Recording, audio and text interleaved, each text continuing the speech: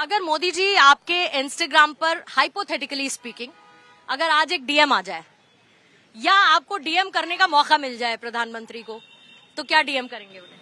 सबसे पहले हम जेनजीज की जो सारी नीड्स हैं उनके बारे में उनको बोलेंगे। जैसे बताइए क्या क्या नीड्स है आपकी? जैसे कि आजकल आपने देखा होगा कि पेपर लीक का बहुत बड़ा मुद्दा चला हुआ था, ठीक है। जो कि एक बनाया गया था, ठीक है, उसका सॉल्यूशन भी हो गया था, लेकिन आगे चल के आगे देश में और भी पेपर लीक ना हो, उससे रिलेटेड चीजों पर हम बात करेंगे कि उसकी गारंटी ले सके।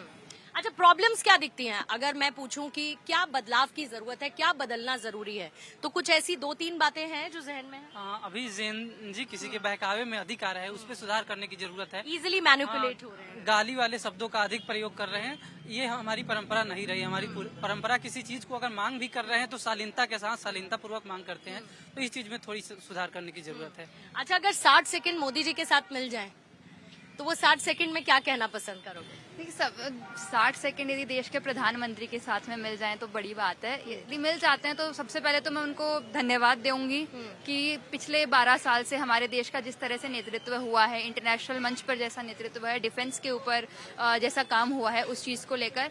लेकिन पूरा ऑपोजिशन की तरफ से एक सेंस ऑफ पॉलिटिक्स हमें इस पर देखने को मिला और ये भी सुनने को आया कि भाई जेनजी प्रधानमंत्री मोदी को पसंद नहीं करते, ऐसा ऑपोजिशन का कहना था।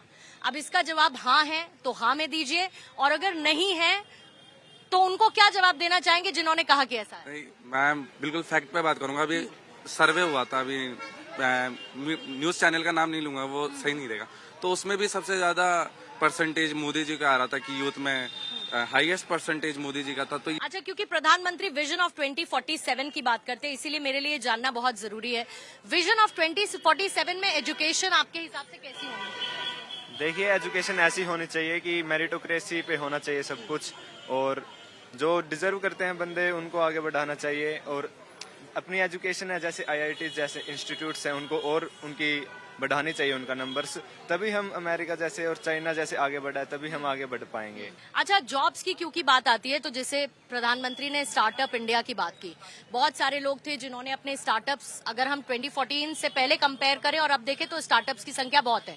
तो आज की डेट में अगर आपके पास 10 लाख रुपए हों तो आप नौकरी की तरफ जाना चाहेंगे या फिर आप अपना कोई स्टार्टअप करना चाहेंगे? देखिए, जैसे कि 2047 का हमारा मोटो भी है विकसित भारत, तो विकसित भारत में हमें पता है कि हम अपना कुछ भी स्टार्टअप स्टार्ट करते हैं किसी भी चीज में, तो वो एक इम्पोर्टेंट वो हमारा एक कदम होगा उसकी तरफ। तो मोस्ट प्रोबेबली कुछ स्टार्टअप स्टार्ट करने की सोचेंगे। स्टार्टअप करेंगे? क्यों करेंगे स्टार्टअप? की कॉन्फिडेंस कैसा आया कि स्टार्टअप कर सकते हैं? देखिए, इस मोदी जी का जो विजन है वो केवल शिक्षा को लेकर नहीं बल्कि सभी विद्यार्थियों का सर्वांगीण विकास को लेकर है। तो आज जैसे हम देख सकते हैं कि अपनी शिक्षा नीति में एनईपी जैसा है, तो उसमें हमारे मेन जो कोर विषय होते हैं, इनके अलावा भी जैसे skill enhancement course, value added course पढ़ाते हैं, तो इनमें यही सिखाते हैं कि हम शिक्षा के अलावा भी अपने सामाजिक जीवन में कैसे आगे बढ़ सकें। अच्छा, 2047 में अगर मैं बात जॉब्स और स्टार्टअप की करूं तो आपको क्या लगता है कि जेनजी ज्यादा प्रेफरेबल किस चीज की तरफ जाना चाहेगा?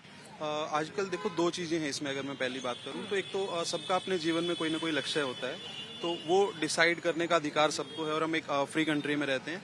तो लेकिन मुझे ऐसा लगता है कि आजकल जो समय है, जिस हिसाब से टेक्नोलॉजी आगे बढ़ रही है, तो जेनजी जो है वो स्टार्टअप की तरफ ज्यादा जाना पसंद करेगा, प्रेफर करेगा। अच्छा, जब प्रधानमंत्री जी कहते हैं कि अच्छा ठीक है, मैं एक चाय बेचने वाला, और उसके बाद हमने देखा कि ऐसे बहुत सारे छोटे छोटे स्टार्टअप्स थे, चाहे किसी ने चाय बेचना शुरू किया हो या फिर एमबीए चाय वाला, वेरी वेल सेड, या फिर कोई समोसे या पकौड़े बनाना चाहता हो, उसको लेकर भी एक तरीके का नैरेटिव सेट किया जाता है। अरे आज का जेनजी क्या समोसे बेचेगा, अरे आज का जेनजी क्या चाय बेचेगा, कैसी बातें करते हैं। What is your thought? बात हुई इसकी नैरेटिव की। ये नैरेटिव ऐसा है, इतना घातक है कि हर जगह राहुल गांधी जी जाते हैं, रैलियां करते हैं, सरकारी नौकरी नहीं दी, सरकारी नौकरी नहीं दी, सरकारी नौकरी नहीं दी। सोचना पड़ेगा, सिविल सर्विसेज के एग्जाम में, नीट का ही एग्जाम ले लीजिए, 11 लाख लोगों को असफलता ही हाथ लगती है।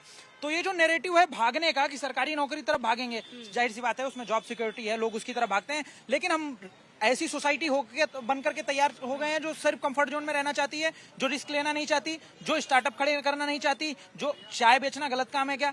आज प्रधानमंत्री उसी प्रोफेशन से आए हैं। तो पहले तो हमको ये बेसिक बात समझनी पड़ेगी कि कोई भी काम छोटा बड़ा नहीं होता। शाहरुख खान की मूवी से ही सुन लो। एक और बात जो मैंने देखी कि जब से प्रधानमंत्री आए उन्होंने विमेन पार्टिसिपेशन पर बड़ी बात की। Women participation in leadership, women participation in startups, women participation eight top positions. फिर बेसिक पर भी वो गए, पढ़ाने से लेकर पढ़ोगे नहीं तो बढ़ोगे कैसे जैसे कैंपेन्स चले। आपको लगता है कि विमेन पार्टिसिपेशन एक तो 2047 के मद्देनजर और आज के सिनारियो में कितना बदला है? देखिए, मेरे को ऐसा लगता है बहुत 2014 से पहले का शायद मेरे को उतना नहीं याद आता, लेकिन जितना मैंने सुना है अपने दादी जी से दादाजी से, बहुत बदला है। एक छोटी से छोटी चीज कि आज के दिन आप देखोगे भारत में बहुत बड़ी मात्रा में घर भी जो है वो महिलाओं के नाम पर हैं। जो महिलाएं बिजनेस करना चाहती है उनको लोन बहुत ही कम ब्याज रेट पर उनको लोन मिल जाता है। उसके अलावा बेटी पढ़ाओ बेटी बचाओ जैसी योजना से लेकर यहाँ तक कि इवन जो एंटरप्रेन्योर्स हैं इतना उनको किया गया है। लीडरशिप में उन्होंने एक तो महिलाओं को जो आगे बढ़ाने का कहा, दूसरा उन्होंने कहा कि ऐसे युवा जिनका राजनीतिक बैकग्राउंड नहीं है उनको राजनीति में लाने का। जो आपने अभी सवाल किया कि वो चाय वाला से लेके एक प्रधानमंत्री तक का, मेरे को लगता है वो खुद भी एक उदाहरण है कि जो युवा राजनीति में है वही राजनीति में नहीं, जो जिनका कोई बैकग्राउंड नहीं है राजनीति से, वो भी आगे राजनीति में आना चाहेंगे। आपसे थोड़ी देर पहले मैं इसी की बात कर रही थी कि ये जो जेनजी है जो हमेशा हाथ में मोबाइल लेकर रखती है, अभी ये भी एक शूट कर रही थी जब हम बात कर रहे थे, हाथों में मोबाइल और प्रधानमंत्री नरेंद्र मोदी का जेनजी फ्रेंडली होना, फिर एक महिला होना, प्रधानमंत्री का विमेन लीडरशिप की बात करना।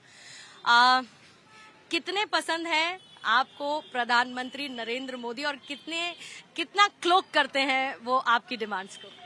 एज ए पीएम मैं उन्हें पसंद कर सकती हूँ, बट एज ए पर्सन आप बोलोगे कि उनका वो तो कोई बात नहीं। एज अ पीएम आप उनको पसंद करती हैं, ओके। एज अ पीएम आपको उनकी कौन सी बात अच्छी लगती है, या एक जेनजी को उनकी एज अ पीएम कौन सी बात अच्छी लगती है? ऐसा उन्होंने क्या किया जो एक जेनजी को बेहतर फील कराता है? मैं ये बोल सकती हूँ कि मतलब उन्होंने एक रिस्पॉन्स किया, उन्हें लगा कि जेनजी को किस लैंग्वेज में रिस्पॉन्स करना सही रहेगा, जिसमें वो सुनना चाह रहे थे उसमें उन्होंने रिस्पॉन्स किया। पिछले कुछ समय में मेड इन इंडिया और बहुत सारे ऐसे कैंपेन्स प्रधानमंत्री ने चलाए। आपको लगता है कि 2047 अगर हम एक डेवलप्ड कंट्री बनना चाहते हैं, उस डेवलप्ड कंट्री में इस लीडरशिप का कौन सा रोल सबसे ज्यादा आपके लिए अट्रैक्टिंग होगा एक जेनजी के लिए? इधर आ जाइए, फिर बात करते हैं। हाँ। मैम, जब हम देखते हैं, जैसे आपने मेक इन इंडिया की बात की, तो जब हम 2047 के विकसित भारत की हम बात कर रहे हैं, हम चाहते हैं कि 2047 तक हम विकसित देशों में सम्मिलित हों, तो उसके लिए सबसे महत्वपूर्ण जो है वो आत्मनिर्भरता है, वो मेक इन इंडिया है। आज हम देखते हैं तो जो नोएडा के आसपास या उत्तर प्रदेश में या अलग अलग राज्यों में, खासकर जो इलेक्ट्रॉनिक्स गैजेट्स हैं या स्मार्टफोन्स हैं, उनकी मैन्युफैक्चरिंग में जो बढ़ावा हुआ है, जो अलग अलग कंपनीज को सुविधाएं दी गई जिससे वो इंडस्ट्री सेटअप कर पाए, वो एक बहुत अच्छा और बहुत ही लॉन्ग टर्म का विजन है जिसको हम सब सराहते हैं। और युवा ऐसा मानता है कि ऐसे लंबे विजन की जो नीतियां हैं मोदी सरकार की, चाहे वो स्टार्टअप्स को लेकर के हों, चाहे वो युवाओं को मुद्रा जैसे लोन्स प्रोवाइड करने को लेकर के हों, चाहे वो गांव-गांव तक जो सौभाग्य योजना के माध्यम से घर घर जो बिजली पहुंची है, और जनधन खाते और जिस तरीके से डायरेक्ट बेनिफिट ट्रांसफर के जरिए, डीबीटी के जरिए, आज जो हम पहले कहावत कही जाती थी कि अगर 1 रुपया आता है तो 10 पैसे पहुंचता है, कहीं ना कहीं वो बिचौलियापन पूरी तरह से खत्म हुआ है और वो बिचौलिए बौखलाए हुए हैं। आज का जैन जी राष्ट्रवाद को बिल्कुल अलग नजरिए से वो देख रहा है। कैसे? उनके लिए राष्ट्रवाद का वैसे तो अगर मैं हिंदी लिटरेचर का स्टूडेंट हूँ तो बहुत बड़ा इसका मतलब होता है अगर इतिहास पीछे जाए, बट जैन जी आज का सिनेरियो में अगर आप देखेंगे तो 15 अगस्त आ रहा है। जैन जी को हमें बताना नहीं पड़ रहा है कि 15 अगस्त पे क्या हुआ है, वो खंगाल के रीले बना रहा है खुद से। आपका कोई message for your prime minister? Ma'am, बस एजुकेशन में थोड़ा बदलाव किया जाए कि जैसे जो गवर्नमेंट स्कूल है उनमें बच्चों को थोड़ा कम फैसिलिटीज मिलती है तो उसको थोड़ा अच्छा किया जा सकता है। ठीक है। What's your advice? मैं सबसे पहले तो मैं मोदी जी को ना धन्यवाद देना चाहूंगा और मैं उनसे गुजारिश करना चाहूंगा कि उन्होंने पिछले 12 साल में एक भी छुट्टी नहीं ली है, तो अपनी सेहत का भी ध्यान रखें और थोड़ा सा, क्योंकि उनको देश को उनके लंबे समय तक उनकी जरूरत है। बिल्कुल एक छुट्टी उन्हें लेनी चाहिए। जेनजीज के मन की देखिए आपने बात सुनी और कहते हैं कि जेनजीज के पास बहुत सारे क्रिएटिव आइडियाज हैं। तो आज इस शो के जरिए हमारी कोशिश यही थी कि तमाम जेनजीज के मन की बात, प्रधानमंत्री तो करते हैं मन की बात, लेकिन जेनजीज के मन की बात क्या है आज वो प्रधानमंत्री तक पहुंचनी चाहिए। बहुत अच्छा लगा इस यूथ से बात करके। आप सभी का बहुत बहुत शुक्रिया। एक बार जाते जाते जोर की कह दीजिए भारत माता की, भारत माता की, भारत माता की।